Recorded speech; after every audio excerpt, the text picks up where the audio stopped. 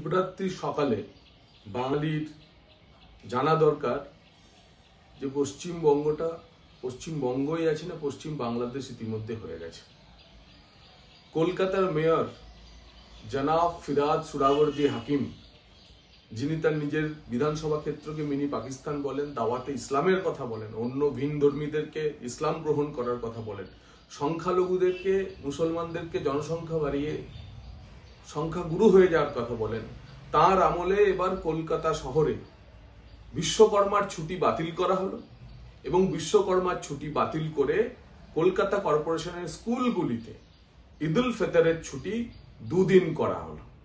সারা ভারতবর্ষে ঈদ উল ফিতরের ছুটি 1 দিন হয়, কিন্তু কলকাতা কর্পোরেশন যেহেতু জনাব ফিরহাদ সোহরাওয়ার্দী হাকিমের দ্বারা শাসিত, যিনি দাওয়াতে ইসলামের কথা বলেন, তাই এখানে 2 দিন করা হলো।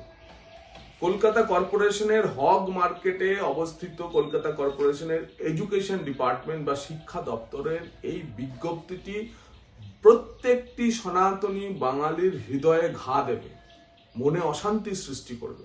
কিন্তু তারা এটাও মনে করতে পারে যে রাজ্যের মুখিয়া মাননীয়া অমৃত কুম্ভকে মৃত্যু কুম্ভ বলতে পারেন, তার মেয়র, তার প্রিয় ববি কলকাতা কর্পোরেশনে বিশ্বকর্মার ছুটি বাতিল করে ঈদের ছুটি 2 দিন বাড়াবেন, সেটাই তো স্বাভাবিক। সনাতনী বাঙালি ভাবুন আমরা কোন পথে চলেছি। 26-এ বিদায় করুন, না হলে আপনাকে বাংলা থেকে বিদায় হতে হবে।